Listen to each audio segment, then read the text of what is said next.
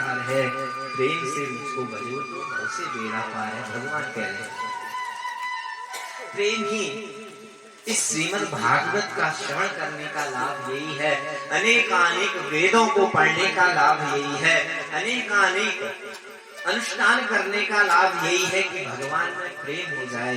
अगर भगवान में प्रीति हो जाए तो फिर कुछ करने की जरूरत नहीं, सब अपने आप छूट जाएगा। आप ऐसे संसार में जीवन को व्यतीत करेंगे, आपको पता ही नहीं चलेगा, कभी दुख का भार नहीं होगा, क्योंकि भगवान आनंद स्वरूप है। अभी आपने सुना आनंद स्वरूप आया, भगवान का जब हम नाम लेते हैं तो हमें आनंद मिलता है। ऐसे हमारे श्री भगवान हैं।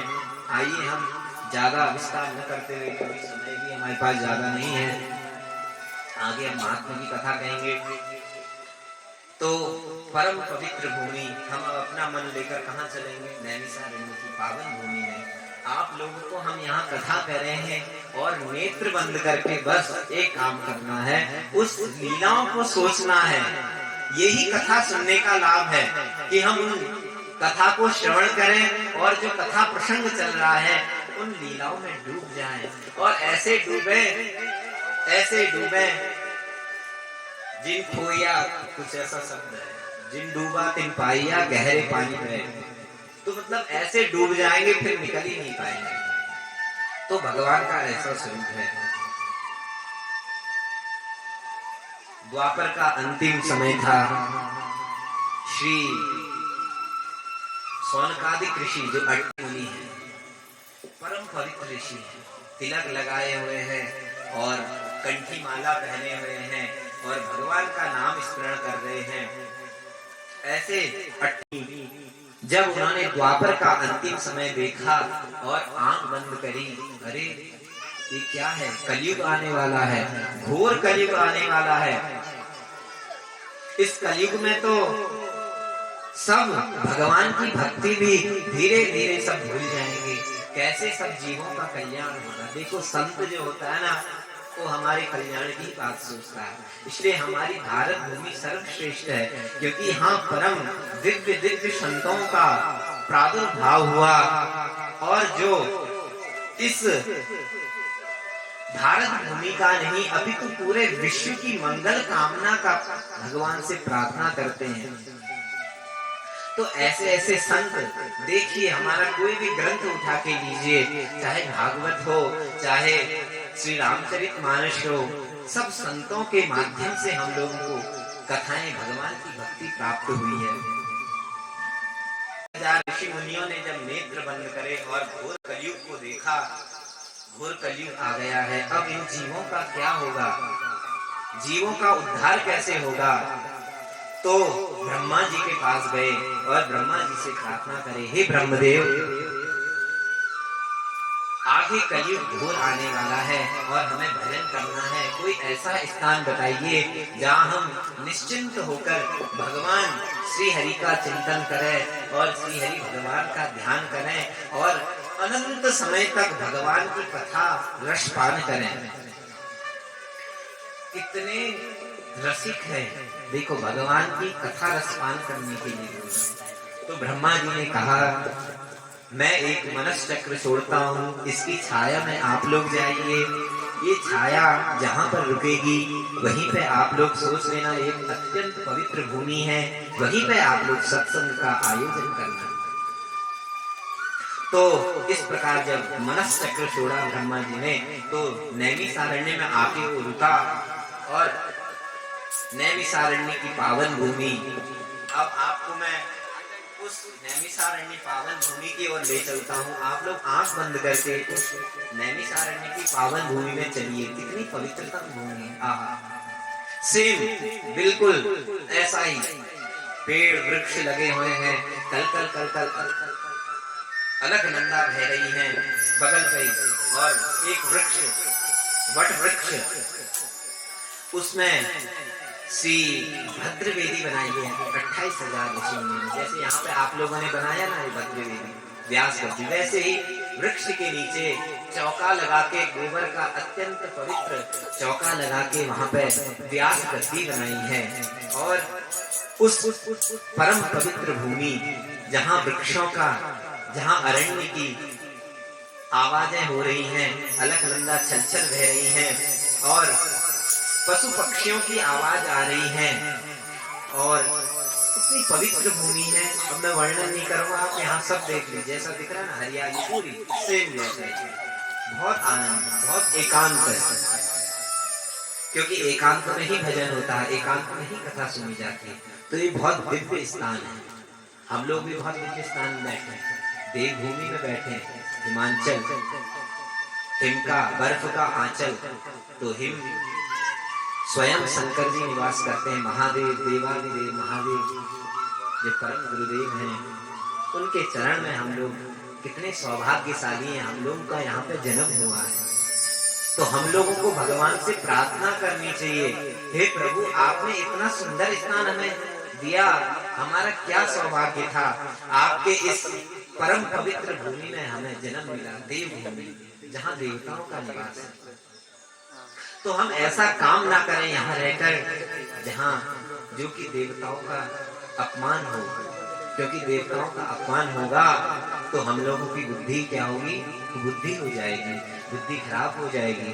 तो इसलिए हम यहाँ पे सद आचरण करें, क्योंकि ये जो यहाँ का क्षेत्र है, हम लोगों ने बहुत बार सुना, हमारे यहाँ से संत लोग दर्शन करने आते हैं, कभी कभी शिमला इत्यादि जाते हैं घूमने, तो बोलते हैं महाराज वहाँ हिमाचल में गए, बड़े सीधे साधे लोग, बहुत सौम्य लोग हैं सब लोग।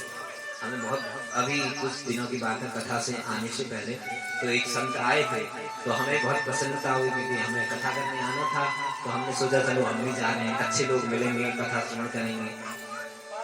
तो कहने का मतलब यह है कि देवभूमि को हम ऐसे ही पवित्र बना के रखें, इसे दूषित ना करें, क्योंकि ये हमारी जन्मभूमि है।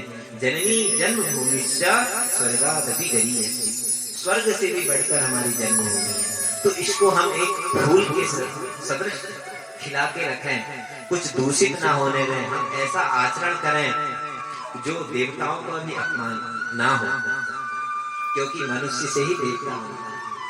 देवता ऐसे नहीं बनते, मनुष्य, देवता लोग भी पहले मनुष्य थे, तो अपना आचरण उन्होंने इतना सुधारा, आचरण सुधारते सुधारते क्या हो गया, देवता हो गए।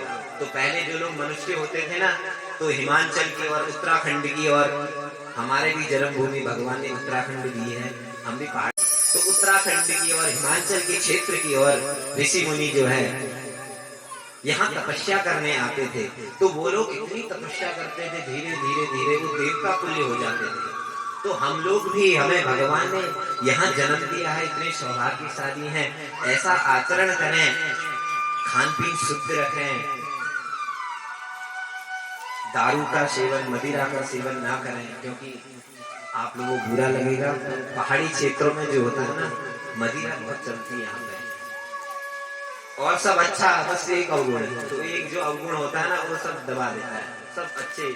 तो मेरी यही प्रार्थना है आप लोगों से कि इस देवभूमि को स्वच्छ, पवित्र और ऐसे ही सजा के रखें, क्योंकि ये जन्मभूमि है। तो इस पवित्र भूमि में हम बैठकर श्रवण कर रहे हैं जिस प्रकार कथा, वैसे ही सौनकादिक ऋषि 28,000 ऋषि मुनि, कितना दिव्य रहा होगा इसका, और कितना सौंदर्यमय उनका दर्शन। मन से आप मन में एक बार आंख बंद करिए और ऋषियों का दर्शन करिए। ऊर्ध्व कुंड लगाए हुए हैं और बड़ी शिखा सूत्र है, और गले में कंठी माला पहने हुए, हाथ में माला झोली है, हरि शरणम भगवान का नाम स्मरण कर रहे हैं। और श्री व्यास जी का, श्री जो इस गद्दी पे बैठे और हमें कथा रसपान कराए, उनका इंतजार कर रहे हैं। तो भगवान का जब स्मरण करते करते क्या हुआ, सूत जी महाराज का प्रवेश हुआ। सूत जी कौन है, बड़ी अभी हमारे भागवतों में बताया जाता है, हमने भी सुना। सूत जी कौन है, ये सूत जी परम पवित्र है। सूत जी, सूत कहते हैं जो रथ चलाता ना, उसको भी सूत कहते हैं, पर ये सूत जी जो है, वो सूत जो होता है टाइटल होता है। जैसे आपका नाम कुछ होगा, यहाँ पे कोई भी टाइटल होता है, जैसे जोशी, भट्ट, आपके यहाँ पे कोई अलग कोई होता होगा नाम के पीछे टाइटल, तो ऐसे उनके पीछे सूत लगता था टाइटल। हाँ, तो जो है ये जो सूत जी है ना, इनका नाम सूत है, इनका टाइटल नहीं है। इनका नाम कैसे उत्पन्न हुए? एक बार वेद व्यास जी परम पवित्र और जो है वेद व्यास जी के शिष्य हैं। एक बार वेद व्यास जी अग्निहोत्र कर रहे थे, हवन कर रहे थे, और अग्निहोत्र करते ही उनका एक पसीने की बूंद टपकी और अग्नि में गिरी, और अग्नि से श्री सूत जी महाराज का प्राकट्य हुआ। बोलो सूत जी महाराज की जय। तो इस प्रकार सूत जी की परम पवित्र है। और वेद व्यास जी के, वेद व्यास जी कौन है पता है? व्यास नारायण साक्षात, भगवान नारायण के अवतार है व्यास जी। तो उनके शिष्य कैसे होंगे, कितने ज्ञानी होंगे, हम लोग समझ सकते हैं। सब शास्त्रों का अध्ययन श्री सूत जी महाराज ने अपने गुरुदेव के चरणों में बैठकर अध्ययन करा है। तो जैसे ही सूत जी महाराज आए और सभी श्रोतागण 28,000 ऋषि मुनि उन्हें देखते ही क्या हो गए? खड़े हो गए, क्योंकि उनका प्रकाश, उनका तेज इतना था, उस तेज को देखकर ही वो स्वयं खड़े हो गए और उनका सम्मान करके उनको व्यास गद्दी में बैठाया और पूजन करा। सर्व षोडशोपचार से पूजन विधि से जो भी पूजा होती है, और साष्टांग प्रणाम करके सूत जी से हाथ जोड़ के बोले, अज्ञान धांत विध्वंस कोटि सूर्य समप्रभा, सूताख्या हि कथा सारम मम कर्ण रसायनम। हे सूत जी महाराज, अज्ञान ध्वांत विध्वंस कोटि सूर्य समप्रभा, हमारे हृदय में इस अज्ञान की जो पटलता बैठी हुई है, इसको आप दूर करिए, क्योंकि आप अनेक कोटि सूर्य के समान आपके हृदय में ज्ञान है। उस ज्ञान से हमें आस्वादन परिप्लुत कीजिए। हे सूत जी महाराज, ऐसी कथा सुनाइए जो हमारे कर्ण को प्रिय लगती हो। इस प्रकार वहां पे सत्र चल रहा है। श्रीमद् भागवत अनेक खाली श्रीमद् भागवत का नहीं, अनेक पुराणों का। अब यहाँ पे सब सूत जी महाराज सारे पुराण सुनाएंगे, सारा इतिहास सुनाएंगे। तो सत्र चल रहा है, जैसे अभी हमारे यहाँ भी सत्र चल रहा है। अब सत्र और यज्ञ में अंतर होता है। यज्ञ किसे कहते हैं? बोले एक यजमान जो भागवत कराता है उसे यज्ञ कहते हैं। पर यहाँ तो हम सब ग्रामीणवासी सब हम मिलकर श्रीमद् भागवत कथा का आयोजन कर रहे हैं। तो ये क्या हुआ? सत्र हुआ, सबका सहयोग है। तो इस प्रकार परम पवित्र भूमि में बैठकर हम आस्वादन कर रहे हैं। तो जब इस प्रकार प्रश्न करे हाथ जोड़ के सूत जी महाराज से शौनकादिक ऋषियों ने, तो सूत जी महाराज बड़े ही प्रसन्न हुए और मुस्कुराए। बोले, आपने अपने कल्याण का नहीं, अपितु हम सब संसार वासियों के कल्याण के लिए प्रश्न किया है। क्योंकि शौनकादिक ऋषि कह रहे हैं, चिंतामणि लोक सुखम सुरुद्रुः स्वर्ग संपदाम प्रयच्छति गुरु प्रीतो वैकुंठम योगी दुर्लभम। हे सूत जी महाराज, आपके ऊपर श्री वेद व्यास जी की, आपके गुरुदेव जी की अत्यंत करुणा है, कृपा है। तो जिसके ऊपर गुरु की कृपा होती है ना, गुरु कृपा तो चेला, गुरु मेहरबान तो चेला पहलवान, ऐसे कहावत है। तो चिंतामणि लोक सुखम सुरुद्रुः स्वर्ग संपदाम। तो यहाँ पर कितनी सुंदर बात कर रहे हैं, हम लोगों को समझना चाहिए। चिंतामणि आपने नाम सुनी है? ये स्वर्ग में एक मणि है, चिंतामणि, इसका नाम है चिंतामणि। इसके पास जो चिंता करोगे ना तो वो प्राप्त हो जाएगा। आपको बोलो 56 भोग चाहिए, तो 56 भोग चिंता करोगे तो उसके नीचे वो मणि आपको 56 भोग प्रदान कर देगी। ऐसे ही कल्पवृक्ष एक स्वर्ग में है। तो कल्पवृक्ष के नीचे हम जो विचार करेंगे वो हमें प्राप्त हो जाएगा। पर हम उस कल्पवृक्ष और चिंतामणि के नीचे जाकर ये कहें, हे चिंतामणि, हमें गोविंद की कथा का रसपान करा दो, गोविंद के चरणों का दर्शन करा दो, तो उसमें ये सामर्थ्य नहीं है। उसमें तो खाली भोग विलासता की सामर्थ्य है, आपको खाने को, पीने को, रहने को, भोग अन्य विलास दे सकता है। पर उसे कहो भगवान के दर्शन करा दो, तो उसमें ये सामर्थ्य नहीं। ये सामर्थ्य किसमें है? प्रयच्छति गुरु प्रीतो वैकुंठम योगी दुर्लभम। जो बड़े बड़े योगियों को भी वैकुंठ दुर्लभ है, वो गुरु की कृपा से स्वयं प्राप्त हो जाता है, अत्यंत सरलीकृत से प्राप्त हो जाता है। तो ये गुरु की कृपा है। तो इस प्रकार आपके ऊपर तो अत्यंत कृपा है हे सूत जी महाराज गुरुदेव की, तो हम लोगों का भी अज्ञान नाश करिए। तो इस प्रकार जब प्रश्न करे तो सूत जी महाराज बड़े प्रसन्न हुए, बहुत खुश हुए और अपने गुरुदेव का ध्यान करते हुए उन्होंने कहा, क्योंकि अब ये प्रश्न जो है अभी कर रहे हैं, क्योंकि बहुत अभी सत्र मैंने बताया ना, सूत जी आए थे, वहां सत्र चल गया है, अनेक इन्होंने सूत जी ने सारे जितने पुराण हैं वो सुना दिए और जितने इतिहास हैं श्री महाभारत सुना दिया, वेदों का सार सुना दिया, सब सुना दिया, गीता सुना दी, पर तब भी मन में क्षमता नहीं, अभी कुछ कम है, आनंद नहीं आया। तो इस प्रकार अब सूत जी बोले अब मैं आपको ऐसी चीज सुनाने जा रहा हूं जो बहुत अत्यंत गूढ़ मतलब उसमें बहुत गुप्त चीज है, इसको मैंने अभी तक छिपाए रखा था अपने हृदय में, अब मैं इसे बाहर निकालने जा रहा हूं। तो सावधान प्रयासन, देखो जब श्रोता वक्ता जो होता है ना, कुछ विशेष बात कहने जाता है तो सावधान कर, सावधान प्रयासन, सावधान होकर सुनना, विशेष बात कह रहे हैं। तो यहाँ पर अभी सूत जी महाराज बड़े विशेष बात कह रहे हैं। एक बार की बात है, श्री परीक्षित राजा को 7 दिन में मृत्यु का श्राप लग गया और श्री सुखदेव जी महाराज गंगा तट पे कथा श्रवण कराने आए और उसी समय क्या हुआ, एक बहुत बड़ा आश्चर्य हुआ। देखो अब आप लोग भी सुने इस आश्चर्य को, क्या आश्चर्य हुआ?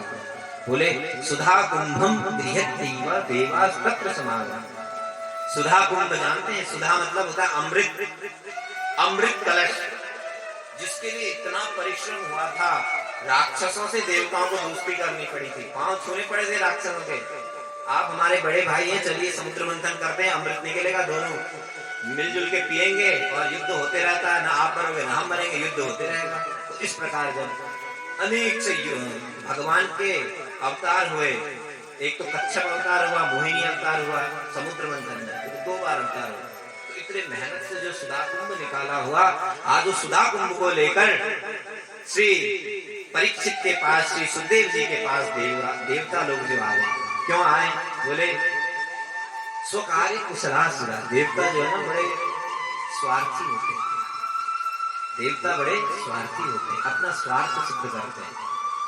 तो अब यहाँ पर उनको स्वार्थ क्या है? बोले अब उनको कथा सुननी है। तो सुखदेव जी के पास गए और सुखदेव जी से बोले हे परम सुख, ये आप सुधा कुंभ लीजिए, परीक्षित जी को 7 दिन में मृत्यु का भय है, इनको मृत्यु का श्राप लगा हुआ है, आप इन्हें सुधा कुंभ देकर अमृत पिलाकर अमृत कर दीजिए, और जो आप कथा रूपी रसपान परीक्षित जी को श्रवण कराने जा रहे हैं उसे हमें श्रवण कराइए। तो कैसी श्रीमद् भागवत। तो सुखदेव जी बड़ा आश्चर्यवान मन ही मन मुस्कुराने लगे और फटकारे, बोले वसुधा को कथा लोगे कुकाचः कमणीयमान। अरे देवताओं, तुम किस चीज की बराबरी कर रहे हो? सुधा कुंभ और श्री भगवान की लीलामृत, भगवान की श्रीमद् भागवत कथा का आप श्रवण, इनका आप समानता कर रहे हैं।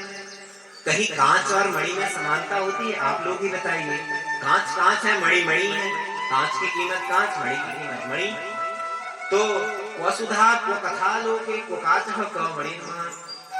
आपकी जो ये सुधा कुंभ है ना वो कांच के समान है, अमृत जो है ना कांच के समान है, पर हमारी जो कथामृत है वो क्या है? वो क्या है? मणि के समान है। वो मणि जब हम लोग सुन लेते हैं तो हमारे जो हृदय में अज्ञान भरा हुआ है वो क्या हो जाता है? प्रकाशमान हो जाता है, और भगवान हमारे हृदय में सद्यो हृदय अवरुद्धते, सत्य जो है अवरुद्ध हो जाता है। तो ऐसी श्री भगवान की कथा है, आप लोग क्यों समानता कर रहे हैं? इस प्रकार फटकार के जो है देवताओं को सुखदेव जी ने भगा दिया, आप लोग अधिकारी नहीं है, जाओ हम परीक्षित जी को सुनाएंगे। तो इस प्रकार जब सूत जी महाराज ने ऐसा सुनाया तो सौनकादिक ऋषियों को बड़ा आश्चर्य हुआ, महाराज इतना बड़ा, ऐसी क्या श्रीमद् भागवत संहिता है? बोले हाँ, ये परम हंसों की संहिता है, ऐसी वैसी संहिता नहीं है। तो मैं इसको आप लोगों को सुनाने जा रहा हूँ। इस कथामृत का आप रसपान करिए। तो अब उस सत्र में श्रीमद् भागवत संहिता प्रारंभ होने जा रही है। तो संहिता होने से पूर्व हम थोड़ा कीर्तन कर लें, तो उनका भी कीर्तन हो जाएगा, उनका भी कृष्ण और हमारा भी हो जाएगा भगवान नाम।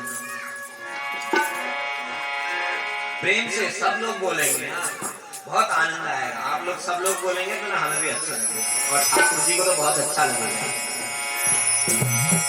श्रीमन्नारायण